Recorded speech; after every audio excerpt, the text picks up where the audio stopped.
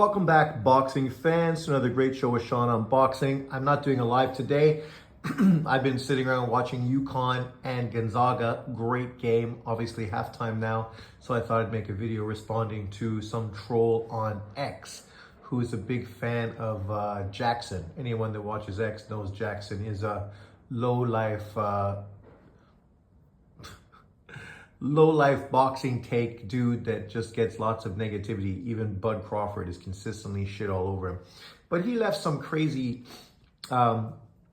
comment listing 3 or 4 guys in modern day boxing that he felt could actually compete in the 80s and 90s. So I left a list of fighters fighting today that I felt could also easily compete in the 80s and 90s.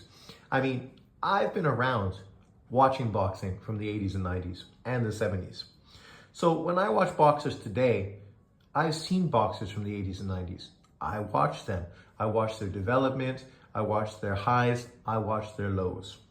So when I say these guys could compete, they could compete, in my opinion. But this one guy who's obviously a troll is trying to go back and forth. And his one concern is Gennady Golovkin. And he wants to ask me, so who did Gennady Golovkin beat today that makes you feel he could compete with fighters in the 80s or 90s?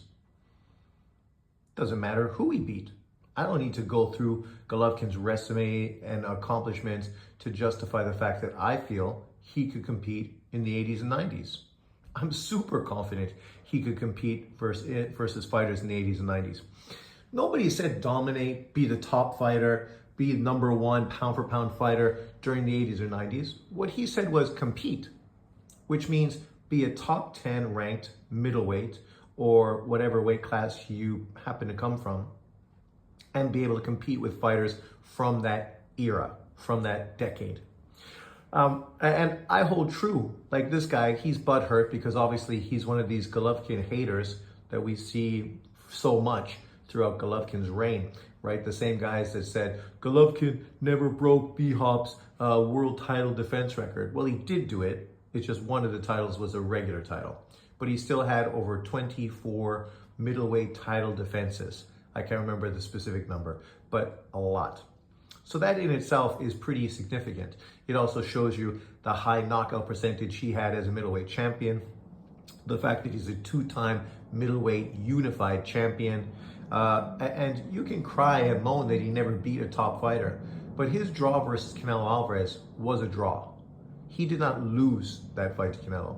That's considered a successful title defense of your middleweight titles. Just putting that out there.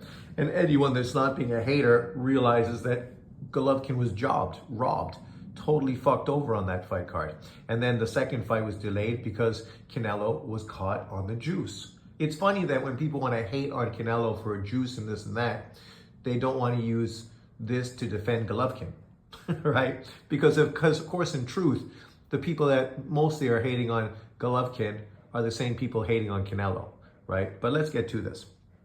So here's a list in 1985 of the top middleweight fighters in boxing at that time.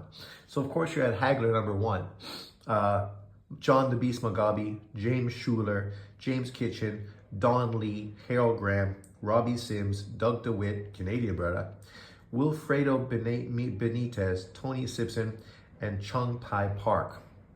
So you telling me if Golovkin was fighting during 1985, he could not compete with those fighters? I'm telling you, he would be competing with Marvin Hagler, right? He would beat John the Beast Mugabe because we know how John the Beast Mugabe was beaten several times in his career. He was a power puncher that winged big shots and tried to beat down his opponents because of his power and aggressiveness. That shit wouldn't work versus Golovkin. Golovkin's jab would have destroyed John the Beast Mugabe. Just his jab. And as far as James Shuler, James Kitchen, Harold Graham, Robbie Sims, Doug DeWitt, any of these fighters today would not be heralded.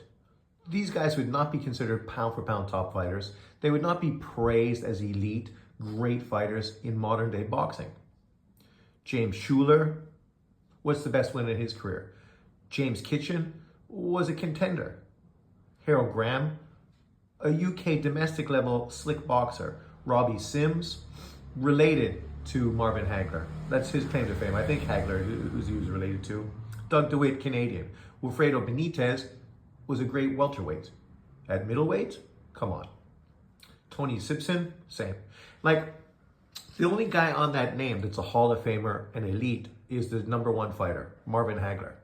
So if you wanted to debate Hagler and Golovkin, now you have a debate. And a debate has nothing to do with resume. It has to do with skill set and what they bring into the ring and how you think they'd measure up against one another.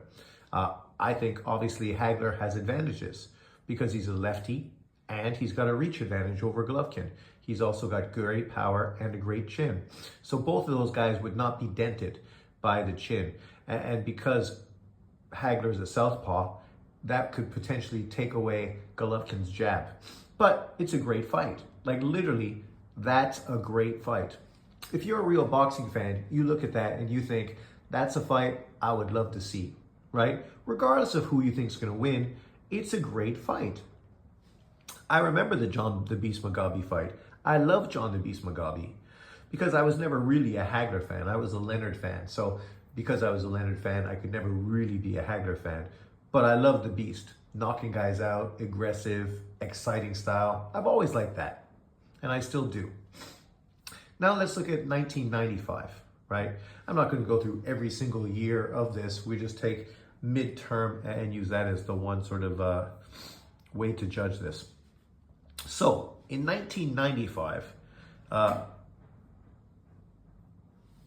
according to Ring Magazine, I don't know, all the number one fighters or the Ring Magazine guy, they didn't have it listed for some reason in 1985.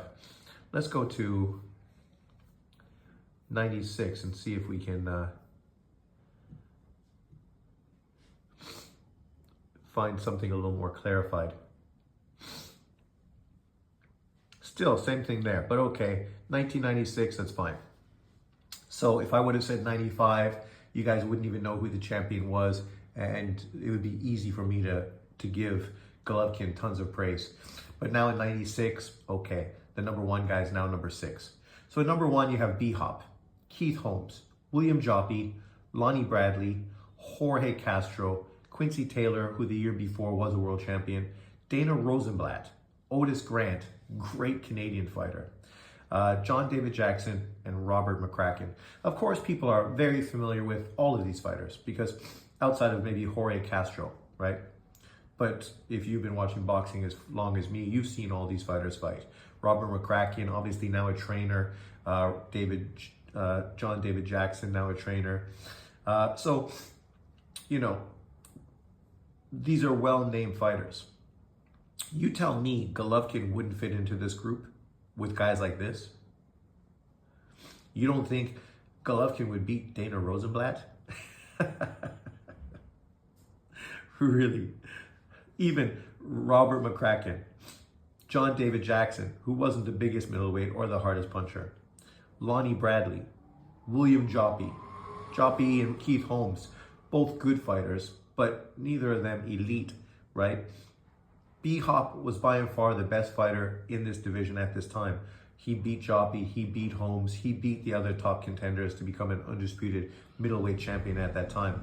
So here, we're talking really about Golovkin versus B-Hop. I don't know what other fighter in that top 10 you think potentially would be better than Golovkin and would beat him. It's fine if you think somebody is. That's okay. That's your opinion. List it in the comment section below. But so far we've looked at 1985 and we've looked at 1995. And outside of the world champion and established Hall of Famer, Bernard Hopkins and Marvin Hagler, you've seen clearly that Golovkin could compete with every single other fighter ranked in the top 10 during those 2 decades. So my point stands.